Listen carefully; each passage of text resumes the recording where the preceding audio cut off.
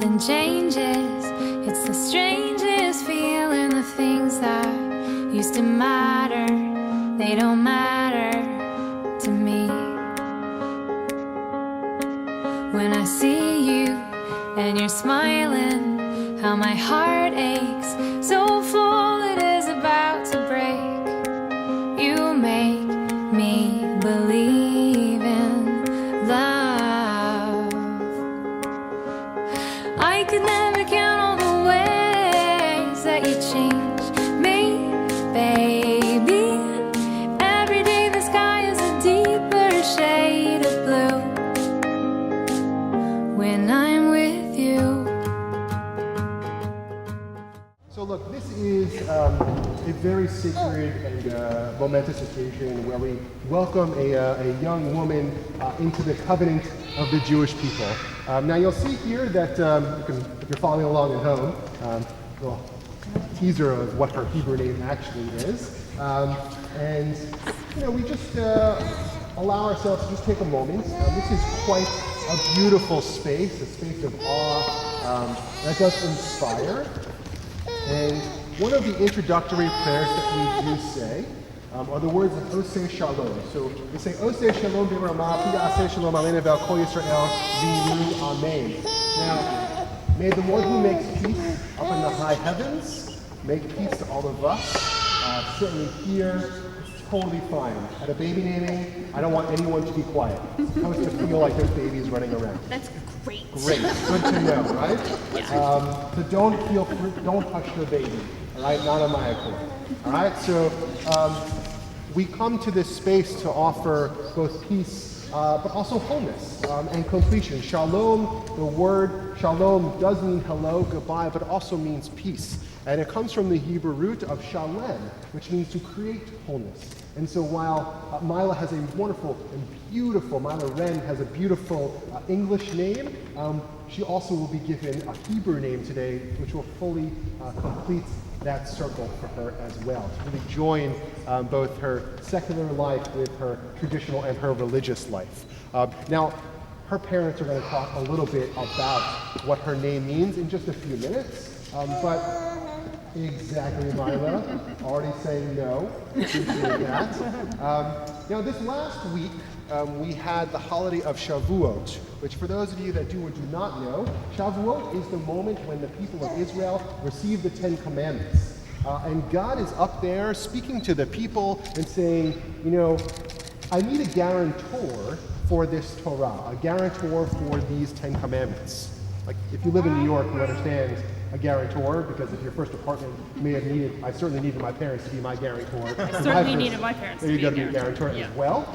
And so God says to Moses, who's going to be the guarantor for this Torah? And Moses says, well, you know, what about the prophets? The prophets can be the guarantor for these Ten Commandments, for this Torah. And God says, no, that's not good enough. And so God says to Moses, who else you got? Well, I've got the priests and the rabbis. No, the priests, the rabbis, that's not good enough. What about the people? What about all of the people? The people of fighting age, 20 and up. No, that's not good enough. God says one more time, is there anybody else that you've got? And Moses says, well, what about the children? The children will be the guarantor for this Torah. So we are taught from this midrash that it is the children that will take on this yoke of responsibility. It is the children that will carry on this tradition from God to Moses to the children, to the babies. Mila is about to take on that tradition and that legacy. But we would be remiss at this space to not talk about Mila's name and the legacy of those who came before. Of course, we think about Miles, Poppy Miles, of course, Grandma Minerva as well. And their spirit is here in this room and in this space. Their spirit is obviously resting with Mila today. Maybe that's where she gets some of her fighting spirit. Definitely. Definitely, right? The spirit of both of them is with her and here present in this sanctuary. But it is also a moment that we take a pause to acknowledge their loss and the fact that while they might not be here with us physically, we do feel their presence. So a story is told of a king who loved a diamond. He loved this diamond more than anything. One day, that diamond was scratched, and he was so distraught that the diamond was ruined that he sent for the greatest artisans to come and to try to fix the diamond, but none of them could do it. Until one man came and said, "I will fix the diamond for you." He took the diamond, and he went away, and he brought the diamond back. Instead of a scratch, there was a beautiful rose on that diamond. And so while we feel the scratch and the loss of both Miles and Minerva, out of that pain comes this beautiful rose of Mila, who is here with us today. And she will forever be that diamond and that beautiful rose that we will have from this moment on until the next as well. So I'm going to invite you, if you're following with us, to turn to page number 2. I offer just a few words of welcome. Rucha haba, blessed is she that enters here into this covenant. And I will say the words of the Shehechianu, which is right here. Sorry, it's a little small. I tried my best to get a little bit bigger.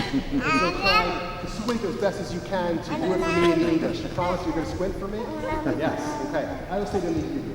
Baruch atah Adonai Eloheinu melech haolam shehechianu v'kiyamanu v'hidyanu lazman hazeh. Blessed are you, eternal our God, source of the universe, who has kept us in life, sustained us, and enabled us to reach this special moment. And will you please all read together on the bottom here? Beth, read that. Our God and God of our ancestors, bring Mila into a life of joy, a life of goodness, a life of wisdom. May it be your will that she be a maker of peace and a pursuer of peace between one person and another. And let her light help illumine the world around her. Strengthen our will and our hearts to help guide Mila and nurture her through every step of her journey. And it should be noted, while there are official uncles and aunts and godmothers and godparents, everyone that is here in this room today is clearly special and is going to be part of Mila's life from this moment on and from those that have passed until the end. And so it is now going to be your responsibility, this entire community, to help to raise up this beautiful baby girl with what a gorgeous dress. I just realized there's a talent. That is stunning. Yeah, no problem. I'll tell my wife about that one next time. I don't know where you got it, but I want to make sure that you put that there. To take her from this moment to great heights as well. So, I'm going to turn now to say a few personal words from the heart. In our hearts is Mila's God. Simchat Bat is an auspicious occasion, and I'm humbled to be here in this capacity. Elise and Joe, thank you for bestowing upon me this opportunity to be in relationship with your darling Mila in such an incredibly special way. Elise, Joe, and I joke about how our friendship began 14 years ago. It was over my puppy at the time, and you all know how nuts Elise is about animals. And we also honor our relationship by acknowledging how much we mean to each other and taking stock of the depth of our relationship as it has grown throughout the years. I think they would agree that at the core of our relationship is mutual care, support, love, understanding, and respect. And fun, because we laugh a lot. At special times like this, the three of us remark about how that core, the heart of our relationship, bonds us together like family. That we are family. Since the day that Elise and Joe finally told me that they were pregnant with Dylan and Mila, I love them as a nephew and a niece just as much as I love my brother's children. I'm very fortunate, for I believe that we have created here a family of choice. My promises to Elise and Joe. I will hold a sacred space for Mila as she travels through her journey in Judaism. I will support her in being open to the traditions, rituals, and customs of our religion, as well as encourage her to always ask questions and explore. I will be there for Mila, wherever there may be. I will be the mirror that reflects back to her the deep and abiding love of dear friends and family that surround her. Should she ever stray, I will always steer her back to you. My promises to Dylan Carl. When you are both older and she becomes irritated by you, which is a younger sister's prerogative, I will remind her of the amazing big brother that you are. Later, when you are both grown and you tell her that you don't think that the boy that she likes is worthy of her attention and she gets angry at you, which she will, I will tell her how much you loved her while she was still deep in mommy's belly. When she gets jealous of the attention that you will begin to give the many, many girls that will fall all over you, and they will, I will remind her that she is your number one girl, that you have adored her since that very first day that mommy and daddy told you that your wish would come true and you would have a little sister. My promises to Mila's grandparents and Nana, who aren't physically here with us today. I promise to install the values that they held as paramount: family, loyalty, honor, and responsibility. My promises to Mila Wren: to love you unconditionally, to guide you through the bumpier paths of this glorious life, to support you whenever you request it and even when you don't, to encourage you when you have doubts and even when you don't, to stand for you powerfully, to hold you in my heart forever and always. And my wishes for you, Mila Wren, and this doesn't belong to me, but I thought it was adorable, to splash in muddy puddles, run through green fields, see the sunrise, feel the sun on your skin, make special friends, sleep under the stars, find the end of the rainbow, sing your own song, enjoy the beauty of nature and animals, spread your wings and fly like a bird, love and be loved.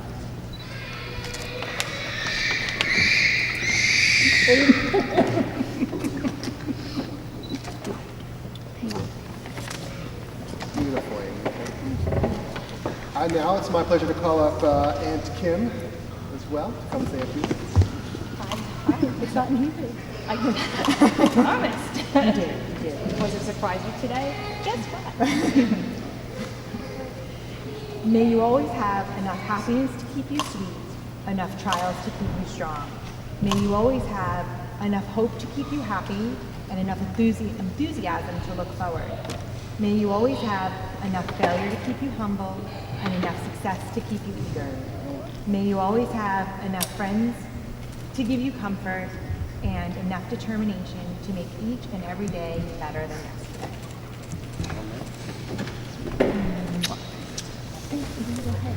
So now, as in, for boys, we do a bris, which is known as a ritual circumcision, fully welcoming in a child into the covenant. But for women, we do a naming. And today, in 2017, there's been a rather new tradition that's been evolving over the last little bit. It's known as a Brit Tanya Rot, which is a covenant over the lighting of a candle. And so as Mila's flame has been lit over these last 9 and 2 weeks, months, right? Right? Doing my math right? We're going to officially light her candle here in the community as well. So I'm going to invite the whole mishpucha up here to come light the candle, and then we're going to do a little saying. So you want to come join us as well? Yeah. Doing great.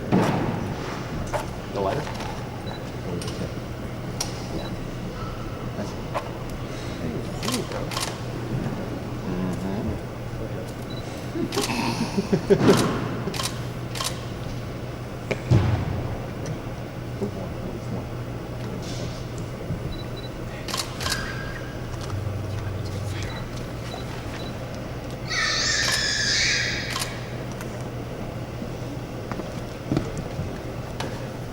Why don't you use the candle? Yeah, why not? To recreate the wheel, right? There's already one lit, might as well.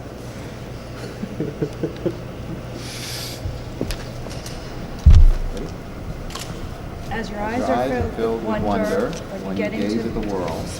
When you gaze at the world, so too may you be filled with wonder at the everyday miracles of life. As you startle to the world around you, so may you remain ever open both to the happiness and to the pain of those you encounter to the world. As you cry for food and comfort now, so may you one day cry out to correct the injustices of the world, to help clothe the naked and feed the hungry. As your hands tightly grasp our fingers, so may you grasp hold of learning and grow in knowledge and in wisdom. Amen. I hear you, Mom. I've had the misfortune of standing up in front of a bunch of people several times in the last couple of years at more somber circumstances. So finally, things have come full circle, and joy has entered into my life and the life of my family. And today, I wondered what I would talk about, and I decided that little Mila, who can't understand us now, should know who she is named for. The derivation, is that the right word? The derivation of the names down to Mila. Unfortunately, I couldn't go further than Minerva with Minerva, and her Jewish name is Mena. My mother, Minerva, was named after the goddess of the arts, the goddess of wisdom, and the goddess of the martial arts, war. And that's exactly the way you described my mother, who lived to 102 and a half years old. She was ready to do battle at any time. She was ready to defend her children at any time. She was ready to defend her grandchildren at any time. And she would have been ready to defend little Mila. Little Mila inherits a wonderful Jewish name in the lineage of a woman who loved the arts and was my friend, and certainly Elise's friend, who we look to for wisdom in life, in business, and in all things. Then her first name. And you know, this occurred to me recently, how important these names are now in the tradition, because now my mother's name will live on forever in little Mila and her children. And now her name Mila comes from 2 generations back. And the first generation was a guy by the name of Milton. And Milton was my father's youngest brother, and he was the favorite of the family. And the name Milton means, gotta keep my notes. The name Milton means from a mill town. He was from the Bronx, if I know. They never told me very much about it. All I knew about Milton was that he was the favorite, youngest, and he was the pampered one. But when the Second World War broke out, Milton volunteered. Well, there were some powerful people in my family at that time, so they got Milton a job guarding people, POWs in North Africa. But he wasn't happy with this, so he volunteered to go over in the attack on Europe. And the first attack was Salerno, that we later learned could have been circumvented, could have left it alone and just gone straight up to Italy. And word was that the Jewish soldiers were used in the first wave. And this is what's left today of the person that your grandfather was named for, because as soon as he stepped off that boat, he was vaporized. And all we have are his dog tags and his Purple Heart. And we should be very proud of this, little Mila. You should have. One day you will own this, and you will think back to the first of your namesakes. And I'm sorry again that I couldn't go back any further. And then my brother was born. Oh, one little note. They loved Milton so much that the brothers, including my mother Minerva, wrote the most beautiful letters, and they signed them Milton. And they sent them to his mother. So during the war, she wouldn't know that he had left this earth and passed away. So now my brother comes along, and I found those letters recently, and they're just absolutely stunning and absolutely beautiful and absolutely seem like they came from the theater of war. And then my brother was born, and then they named him after my uncle Milton. Now the name Miles. he who was like a god. That's the Hebrew translation. And from the English, he's the soldier, and that's the Greek, excuse me. And from the English, he's merciful. I happen to have known my brother reasonably well because we grew up in the same room, about 3 feet from each other. I don't know if he was very merciful with me, but I got even one day when he had 104 fever. But he was the most generous, the most kind, most wonderful man I had ever known. I miss him horribly, and I would love to be able to have had him here so he could see a granddaughter being named. So when you say he was a soldier, he was afraid as a kid he was crazy. And when you say that he was merciful, he was always kind to me and kind to the people around him and kind to the people he loved. And Mila, that's your namesake. Those are the people for which you ordained. And interestingly enough, Mila also means merciful. And I think that the wisdom of all those people, I read a book recently, The Purpose of a Dog, and each one of these dogs leaves this earth, and the new dog that's born has everything, the spirit, the knowledge, the feeling, the intensity, and the purposes of all those other dogs.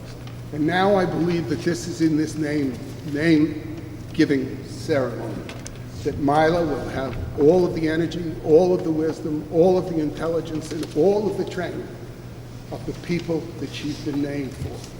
God bless you, my little great-grandniece. Great-grandniece. I hope I'm around to share a lot of your life. I guess you like that speech? She's listening. Thank you for listening to me, and I guess they thank you for being here. Thank you. Now, before we're going to bring everybody up onto the dima in just a moment to formally give Mila her name, Elise and Joe are going to say a few things to reflect on her name as well. You ready? Okay. So excuse me if I get a little wordy because it's my father that we're talking about in terms of the lineage and where Mila's name came from. So Daddy was a bit of an enigma. On the outside, he came across as stoic, serious, and even a bit intimidating. He had a huge presence, even though he was a quiet man. He could be tough and formidable and still patiently get his point across without ever raising his voice.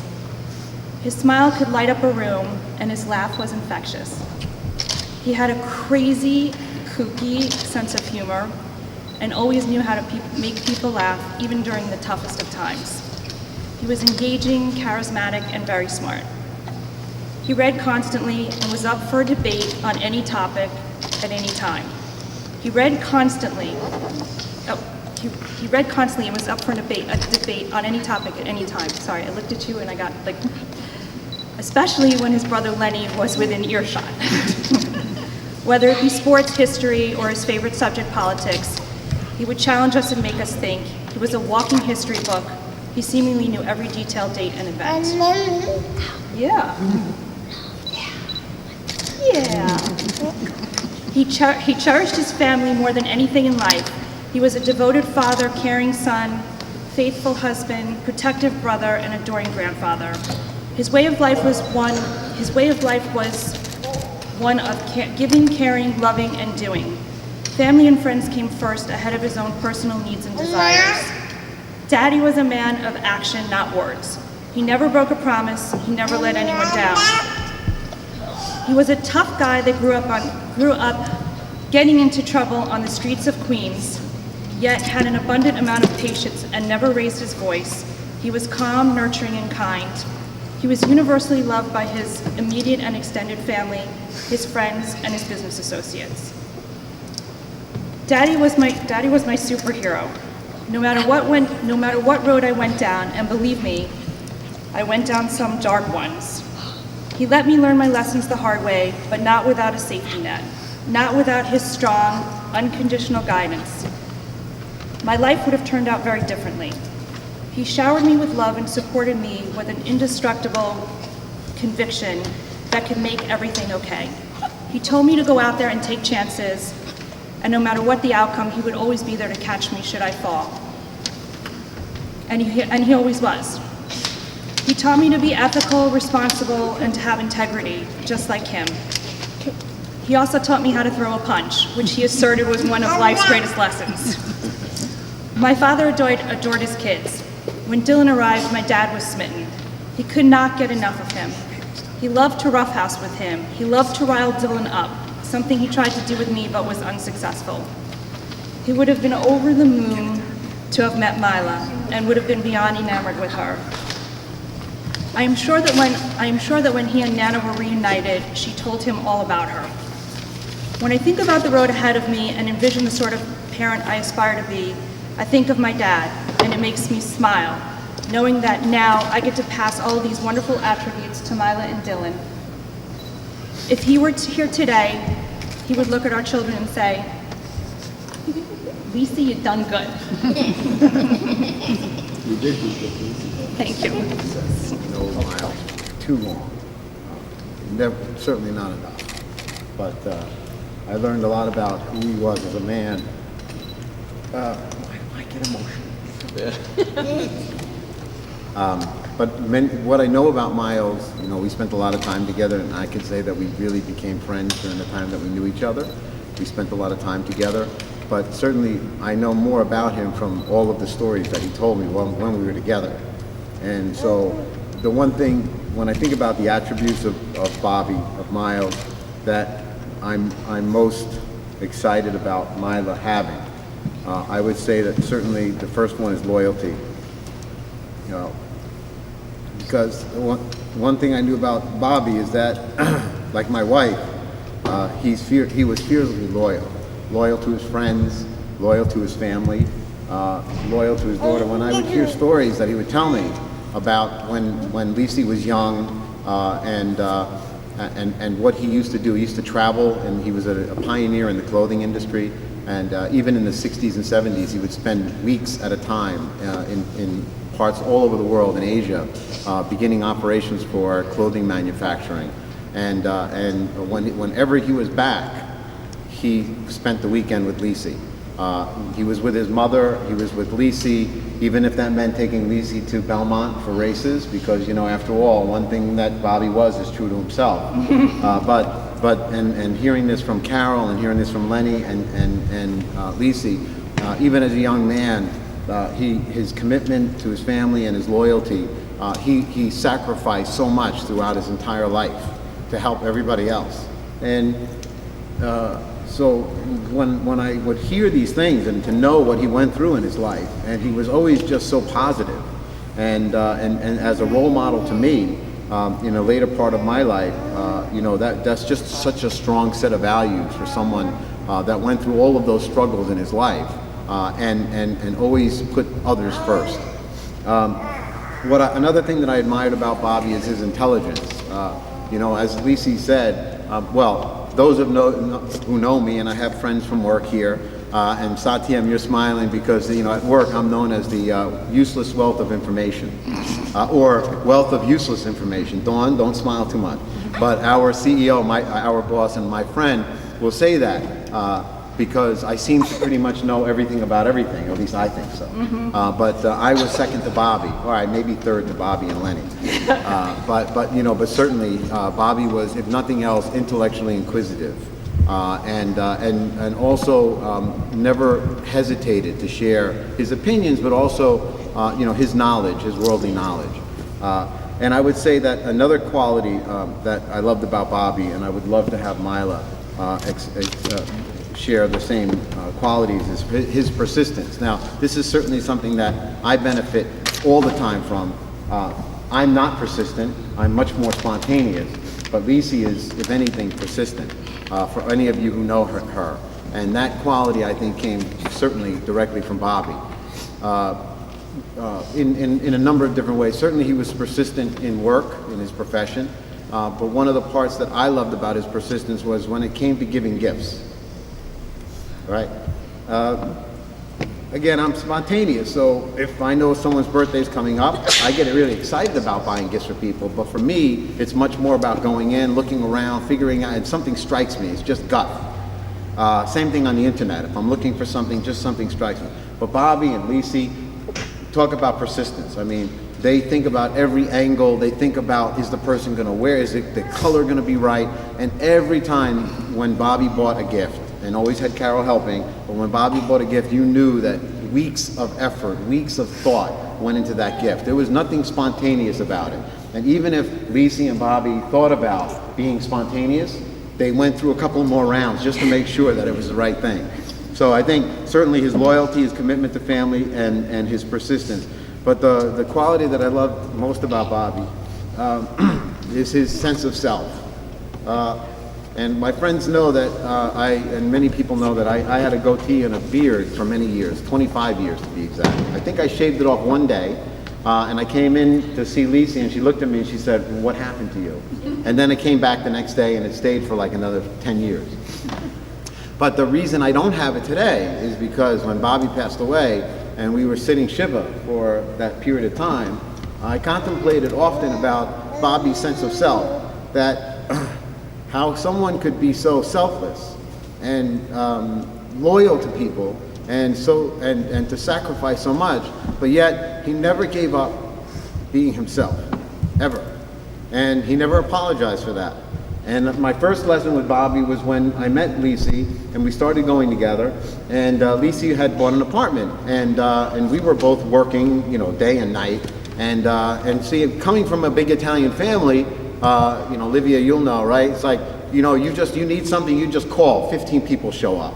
You know, there's no question about how long it's gonna take, and sure enough, so I'm listening to Lisi talking to her dad. "Hi, Dad, I've got guys coming over to do construction in the apartment. You're retired, would you mind coming over?" "Yes, I have cable. Yeah, you can get the horse races. Yeah, okay, no, I promise, you can get the horse races. Oh, and you want cab fare. Okay. Now, just to give you an indication, it didn't bother him 1 second, right? And then even when she gave him a hard time when he got there, he's like, "Where's my cab fare?" One other funny story is when I got to know, evidently, Bobby and I had a relationship where, you know, he respected the fact that I was always willing to help and didn't expect anything in return, and that's the way I was raised. And I became IT support for Bobby. I think that's one of the reasons why he approved of me staying with Lisi, because I could actually fix things, you know. And but I will remember that you know, over time he and I developed a relationship. We would watch boxing together and fights together, and you know, I think Lisi over a period of time would say like, "Boy, you get my father to do things like he won't even do for me." And so one night I remember we had Nana over our house. And I guess she was about 97, I guess, around this time. And she would stay over, and then I would drive her to Queens. And I was really tired this particular evening. And she and Lisi, Nana and Lisi, were talking. And they said, "Why don't you call Bobby and ask Bobby if he'll drive with us?" And I'm like, "Well, why do I have to call Bobby? You're his daughter." "Oh, no, he won't do it for us, but he'll do it for you." So they actually had a bet. And when I called Bobby, and I said, "Bobby, listen, I'm going to drive to Queens, you know, impromptu," which Bobby didn't really like, right? And I get off the phone, and they're like looking at me like, you know, He'll never come. "Oh, yeah." And so, like, they were smug, like, "Oh, so is he coming?" And I'm like, "Yeah, he'll be ready in 5 minutes." And they looked at each other, they were like, "What?"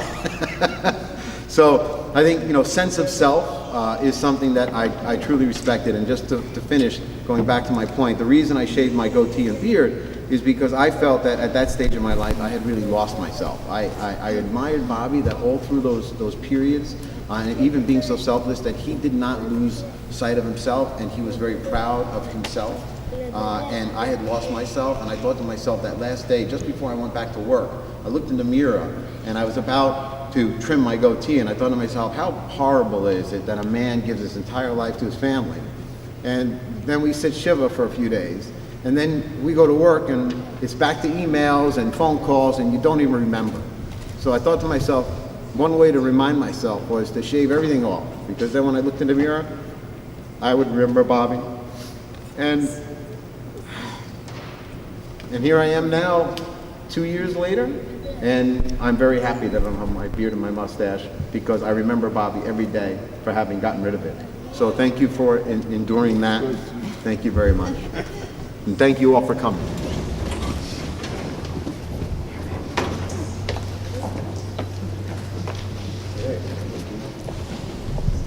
Let everybody join us up here as well.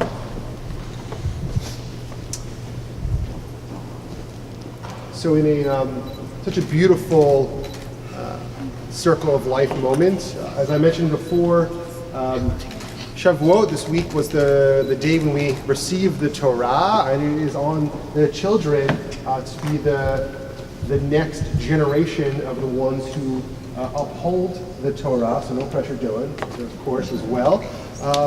But it really is all of the people of Israel. It was all of you, all of the friends and the family who were there to acknowledge that as well. So in the presence of our Torah, our open ark, as well as all the family, why don't you come over here so you can be next to your husband? It feels like appropriate. Sure. Yeah. You're perfect, right next to Mom, right next to Mila. Exactly where you're supposed to be. You can try a little bit. You don't want to lock your legs, don't you? My legs at the top. Perfect.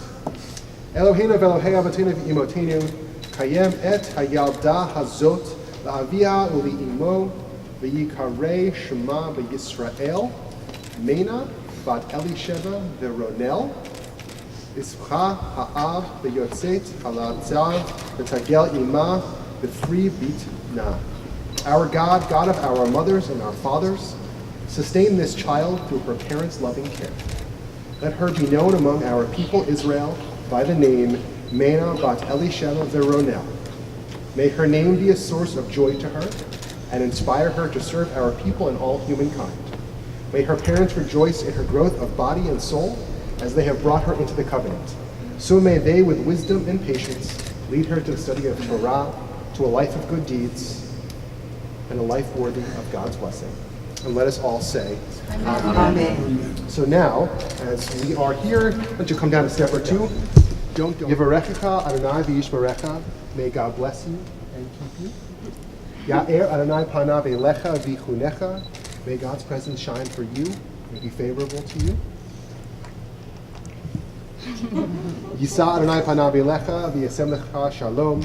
May God's face shine towards you and be gracious to you wherever you go and you have peace. And let us say, Amen. Amen. Mazel tov. So you guys know what they're doing afterwards? Yes. So Yes. Absolutely. Thank you all for being here with us on this special occasion. And we'd love for you to all join us. I sent out an email, but where we're going is we're going to 20 West 72nd Street.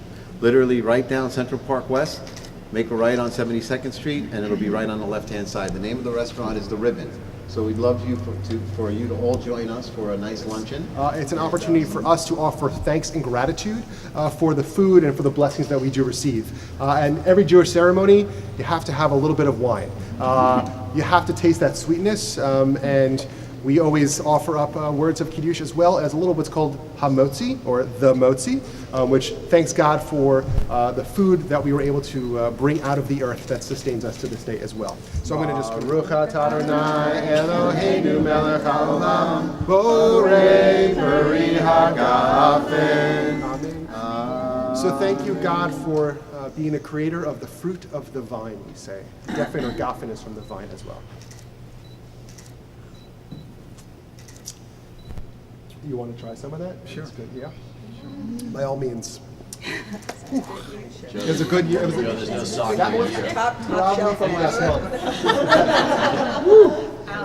Well, I'll never take that for granted. That's for sure.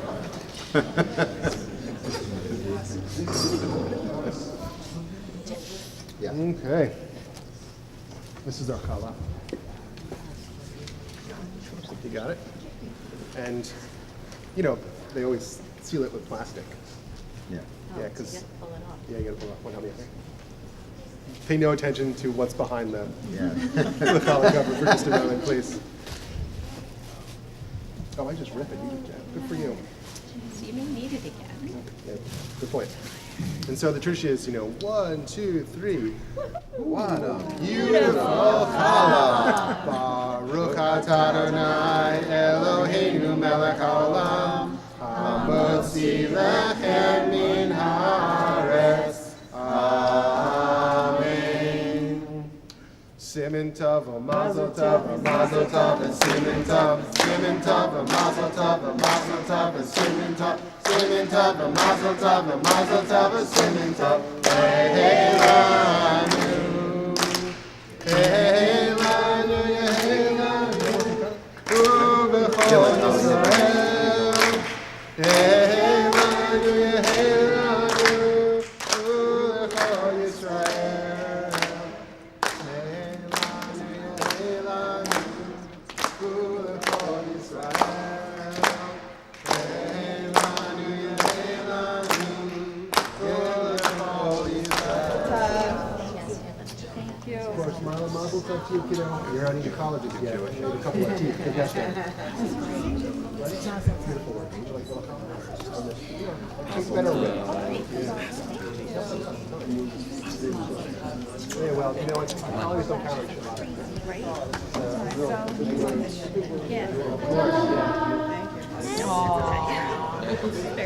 Is that Jill?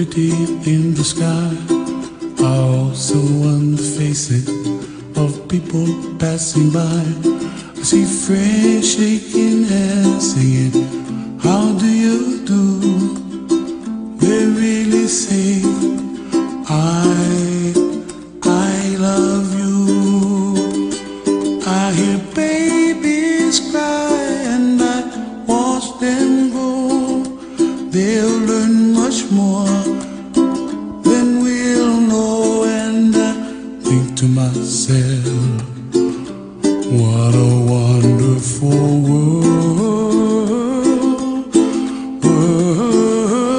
Someday I wish upon a star, wake up where the clouds are far behind me,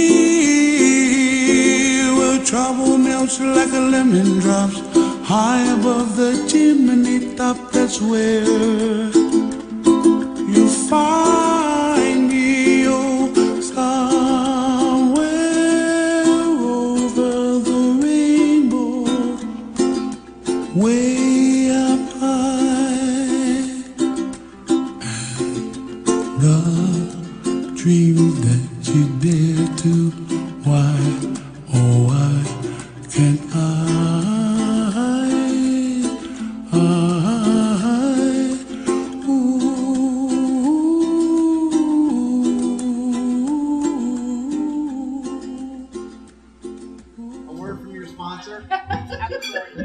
So we asked two of our family members and friends to make a toast. So we're just going to have two of them. And I would like to start off by introducing everyone. If you don't know them, I'd like to introduce you to Danny and Val Wallach. And and for those of you who don't know, the way that Lisi and I came to become very, very close friends with Danny and Val is that Val and myself and Lisi worked together for quite some time. And I will say that one of the most remarkable things that Val did for Elise and I is that she, on a regular basis, before Elise and I got together, she started reminding Elise not to forget to have kids. Now that was at a time, I think, Val, where Lisi wasn't even interested in kids or settling down. She was just Focused on work, right? And Elise, you probably won't be surprised by this, but Elise had a reputation for, basically not being a nice person in the office because she was so focused on work. She would literally go in her office, then go to the coffee area, and then go back. And people were like, what's up with that person? Why doesn't she ever talk to anybody? Why doesn't she ever make eye contact? So yeah. So now, and I can She remember, wasn't nice, if anybody didn't get that. Starts with a B and ends with an H. Okay? Starts with a B and ends with an H. But now the one other thing important about Val and Danny is that Val was one of the first people that I called when I decided that I was going to pop the question to Elise. And so this is one of my favorite stories about Val, because I called Val up, naive Joe, who always thinks that I'm going to close whatever deal I go after. Don't say anything, Satyan. And so I called Val and I'm like, Val, I would really like you to come tonight because I'm going to propose to Elise and I would love you to be there to celebrate. And it was kind of quiet on the other end of the phone, crickets, and I'm like, talking whatever, and I'm like, so are you going to come? And so this is what I get from Val. What makes you think she's going to say yes? I said, I don't want to come unless you know she's going to say yes. And that was the first person in a series of people who actually got me worried that she wasn't going to say yes. So then the only way I got her there is I told her, you come in and I will look for you at the restaurant at the entrance and I'll either do this or this. And I do this. So sure enough, I proposed. I sang my proposal to Elise. I proposed. She said yes. And now I'm going like this. I'm going like this. There you are. And then I see Val's head like this. And I'm like, yeah. So that's it. So without further ado, please, let's give a round of applause for Quite the send-off there, Joe. Thanks very much. So again, good afternoon, guys. I hope you're enjoying your meal and the party so far. So yes, I am Daniel Wallach and my wife Valerie, and it's my great pleasure to be up here to say a few words to mark this life-affirming occasion. So as you heard, my wife Valerie and I, over the years, have become dear friends with Elise and Joe, and have had a chance to share many wonderful life moments such as these with them. Certainly hope that we can continue to do many more. So again, as Joe set this all up, Valerie and Elise did work together in a very hectic and intense environment in a company during the dot-com boom. And as you heard, very often Val and Elise would have, very big conversations about life and career and this and that. And it was during one of those conversations that Valerie was standing in the doorway. And Elise was standing in the doorway. I was sitting right there. I remember very vividly. Look on her face. And, Valerie was just chatting, and then she just off the cuff just said, Elise, just don't forget to have kids. And, it kind of became a bit of a running joke for a while. But obviously, A long while. Yeah. And obviously, as you can see today, she wisely took Valerie's advice. That's not the only advice. Trust me, she wisely took her advice. And here we are today. So Mila, if you're there, sweetheart, hello. Lights on there? Yep, lights are on. Hi, sweetheart. So today, sweetie, you're a canvas ready to become a work of art. Your whole life is ahead of you with many paths to explore. Yep, bring her on up. Yep, because again, you got to hear what this is good stuff. It's good stuff. Good. This is good for you. This is important. Okay. It's all right. So, sweetie, whatever path you follow, let it be filled with happiness and fulfillment. But also remember to take time to enjoy each moment, and don't forget to have fun. Fun is good. Learn to live and love others. Appreciate the wonders of life, big and small, and don't forget to have kids. So in closing, Elise, Joe, thanks so much for bestowing this honor on me, and I hope that Mila and Dylan, wherever he is, bring you nothing but endless joy. So folks, with that, let's raise a glass. Mila, to life. Cheers. Cheers to life. Thank you for being so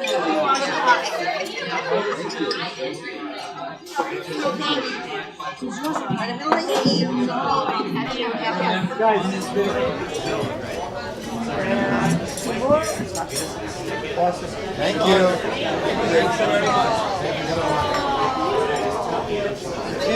And Kim is one of the power couple, a couple of godmothers that Mila has.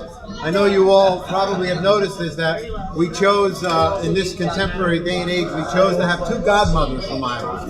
Because we think that in the life ahead, she can only be, she would only benefit from having two very strong, powerful women by her side, helping to guide her through her life, along with her mom, of course, which is obviously a third very strong woman. So I want to welcome Kim Bigman, Lisa's sister, to say a few words.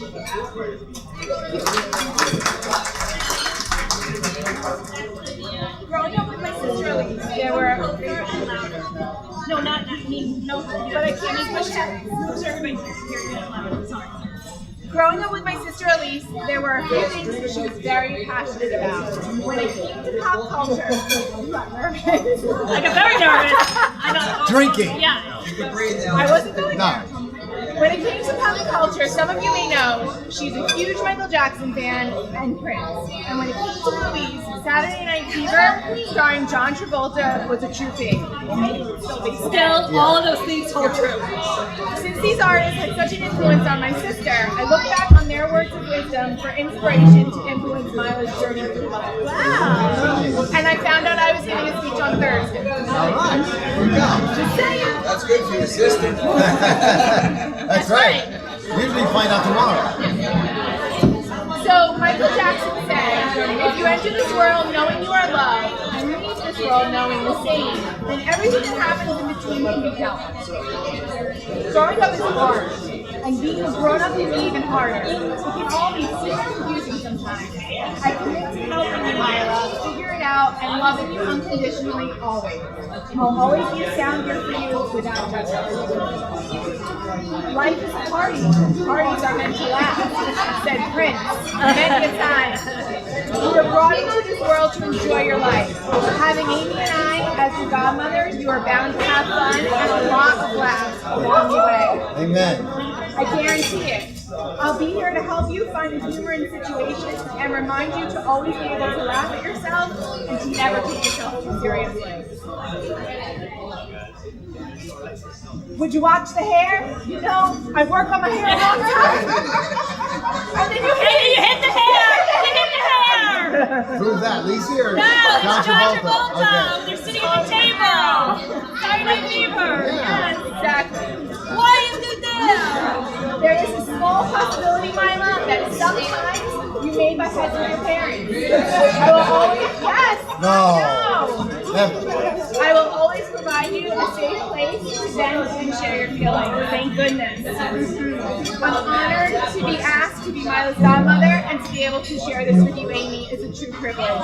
We love you so much, Mila, and we're looking forward to making many, many, many years. Oh, yay! That was beautiful.